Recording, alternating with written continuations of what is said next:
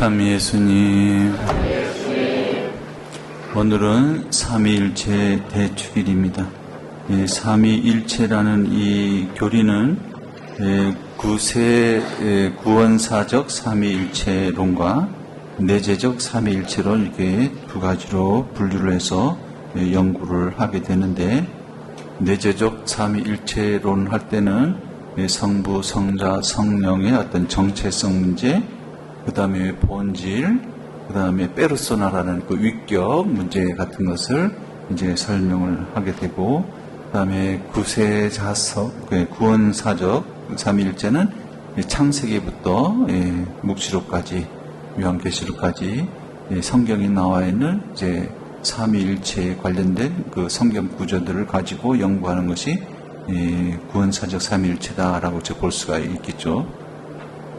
우선 이제 창세기를 보게 되면 이제 하나님께서 아담을 이제 만드실 때 우리의 모습을 닮은 사람을 만들자라는 그런 표현을 써요. 그래서 우리라는 이 복수가 나오는데, 그럼 이 우리가 누구냐라는 그런 이제 문제들이 이제 등장하게 되고, 또 그 이사야 예언서를 보게 되면은 내가 누구를 뽑을 것인가, 우리를 대신하여 누구를 보낼 것인가라고 할 때 우리를 대신하여라는 그런 표현을 또 써요. 이때는 이제 이사야가 제가 있지 않습니까? 라는 식으로 이사야 6장이죠. 이사야서 6장에 그 이사야가 소명받는 그런 장면이 나오게 되는데, 그때도 우리라는 그 복수를 쓰게 되고, 또 아브라함에게 나타났을 때, 하나님께서 나타나셨을 때 세 사람이 나타나죠. 세 사람이 같이 등장하는 이런 모습이라든지 그런 것을 이제 간접적으로 삼위일체신 하나님을 가리키는 것이다라고 이제 보게 되는 것이죠.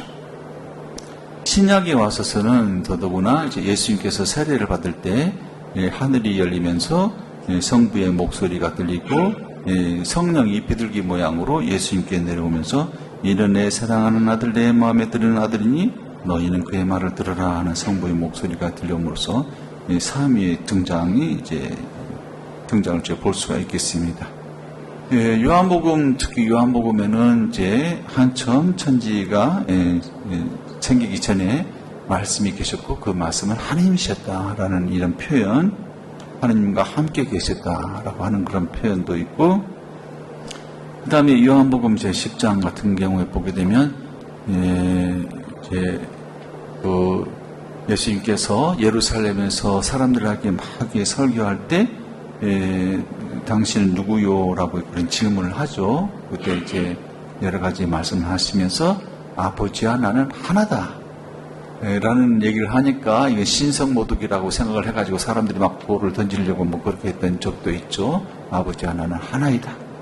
그 다음에 요한복음 17장 보게 되면 또 아버지와 제가 하나이듯이 이 사람들도 하나가 되게 해주십시오라는 그런 표현을 쓰게 됩니다. 그래서 삼위일체 교리를 여러 그 성경 말씀을 통해서 우리가 이제 접할 수가 있게 되고, 교회는 이런 삼위일체 교리를 이제 만들고, 왜 그러면 이것을 이렇게 교회에서 이제 전례례까지 이렇게 그 추기를 정해서 삼위일체 교리를 믿게 하는가 하는 그런 문제 이제 생길 수가 있겠습니다. 예수님께서는 이제 어떻게 그 삼위라고 하는 일체라고 하는 이게 그 참 이해하기 힘든 그런 이제 교리 안에서 하나가 되려고 했을까 하는 그런 부분을 우리가 봐야 되는 것이죠. 이 하나가 된다고 하는 것은 힘들죠. 부부지간에도 남편 생각 따로, 각시 생각 따로, 또 부모와 자식 간의 생각 따로, 특히 이제 자녀들이 이제 어디 뭐 대학교 입학할 때라든지 그런 때 무슨 과를 갈 것인가, 어느 대학을 갈 것인가, 그런 것 때문에 부모님과의 어떤 갈등, 특히 이제 결혼할 때 더더구나 자식은 어떻게 하면 부모로부터 많이 뜯어낼까 생각하고, 부모는 자식이 너무 욕심 부리는 것을 봐가지고 야 욕심도 조그마니 작작 부리라.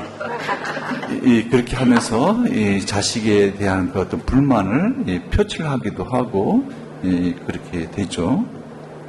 이와 같이 이 하나 된다고 하는 것은 사랑이 없으면 굉장히 힘들죠. 미움이 없으면 그냥 바로 갈라지는 거죠. 미움이 없으면 갈라지는 건데, 그래도 미움을 딱 접고 어떻게 하나 돼보고자 이렇게 노력한다면 예수님께서 어떻게 노력하셨는가라는 것을 우리가 생각 안 할 수가 없어요. 그래서 아버지 제 뜻대로 하지 마시고 아버지 뜻대로 하십시오. 이 쓴 자를 저에게서 멀리 해주십시오라고 하면서 기도할 때 예수님께서는 아버지의 뜻을 우선적으로 그렇게 생각을 하시면서 사셨고, 또 우리가 예수님의 그 여러 가지 이제 말씀을 이제 생각을 해봤었을 때 그 안식일에 병을 고친 거 사실 굉장히 예수님한테 불리한 그런 상황들이 벌어지잖아요. 뭐 38년이나 이제 그 베짜다 연못에서 그 고생하던 그 사람을 이제 고쳐줄 때도 분명 성부께서는 아들아, 저 사람 고쳐볼라. 오늘 안식일인데요. 병이도 고쳐볼라. 그러면 제가 고쳐보면 바리사이파 사람들하고 저 사람 막 난리가 날 텐데요. 병어야 네가 빨리 죽을 거 아니가. 그런 식으로 알았습니다, 아버지. 이렇게 뭔가 포기할 건 포기하고 그렇게 하면서 해야 이게 하나가 될 수 있어요. 예수님께서는 자기 생각을 포기하면서 그래, 가만 생각해보니까 아버지 뜻이 맞네, 아버지 생각이 맞네 라고 해서 자기에게 굉장히 불리한 상황임에도 불구하고 성부께 순종하는 그런 모습을 보이면서 갈라지지 않고 이렇게 일치를 이룬다고 하는 것이 성부, 성자, 성령께서 일치를 이루고, 교회 안에서도 이런 오늘 복음 말씀에 특히 너희는 아버지와 아들과 성령의 이름으로 세례를 주고라고 이렇게 나와 있듯이 삼위일체신 하나님의 힘으로, 그러니까 하나님 예수님께서 항상 이 삼위 함께 하셨다는, 따로 놀지 않고 함께 하셨다는 것을 우리가 생각하고 우리가 함께 한다는 그런 생각으로서 동강성당도 앞으로 나아갈 수 있었으면 참 좋겠습니다. 잠시 침묵 가운데 오늘 복음 말씀 다시 한번 묵상하도록 합시다.